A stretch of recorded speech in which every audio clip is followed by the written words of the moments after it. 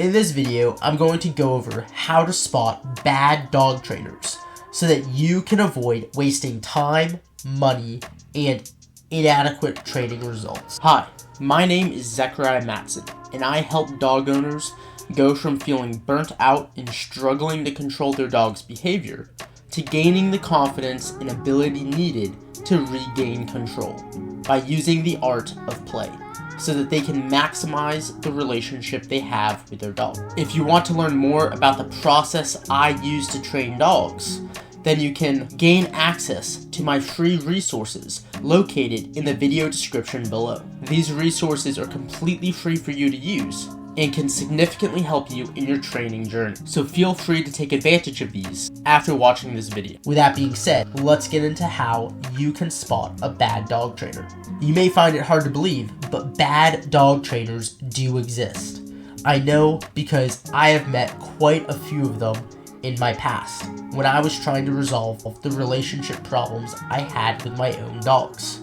And let me tell you, the advice I got from those trainers was terrible, and it only increased my own frustrations that I had.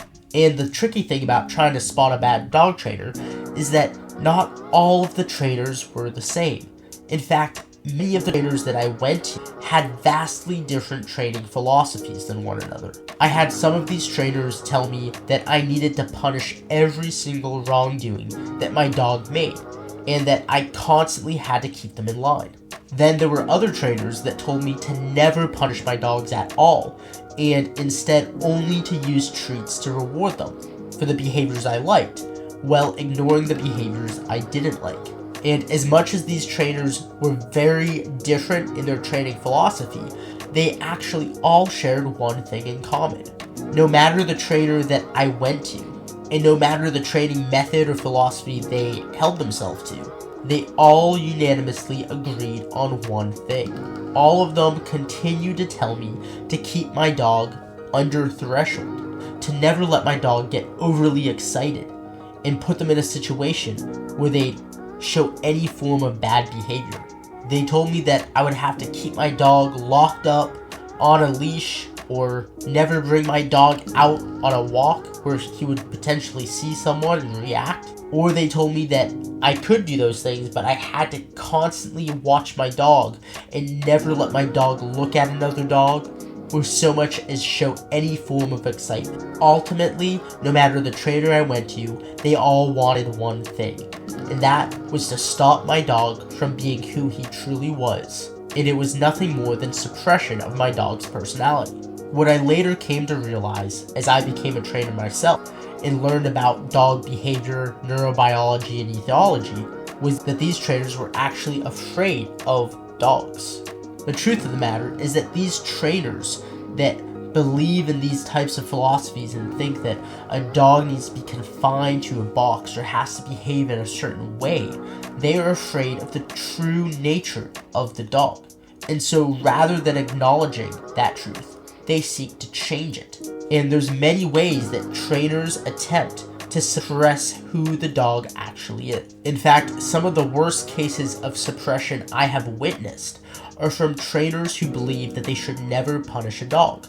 And instead, these trainers want the dog to be isolated from anything and everything that could even remotely cause the dog to become excited.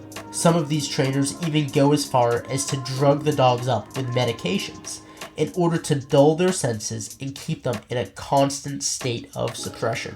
But constantly keeping the dog in a state of suppression is a terrible approach, because suppression only creates more issues. Not only is suppression of the dog's personality crossing an ethical line, but it also creates more behavioral issues that pop up elsewhere. Just as if you were trying to plug a hole in a leaky pipe, if you plug one spot in the pipe, another hole will soon appear elsewhere due to the pressure. In order to stop the buildup of that pressure, you need to provide a means for that pressure to escape. Good dog trainers, on the other hand, are able to provide an appropriate outlet for that pressure. Your dog is very similar to this leaky pipe. They need to have an outlet for that pressure to go.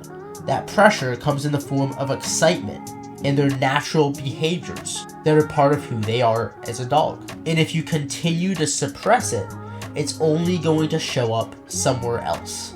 The solution is to provide an appropriate outlet and learning to control the dog in that state of mind, rather than hiding from it and being afraid of who the dog actually is.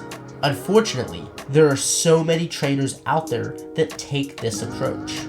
And it doesn't matter what training ideologies they follow, whether they believe in using punishment or not using punishment. They ultimately are afraid of who the dog is. If you're struggling with your dog's behavior and following the advice of a trainer that is telling you to constantly keep your dog from being who they truly are, then maybe, just maybe, it might be time to find a new trainer. I hope you found this video helpful, and if you did, give it a thumbs up.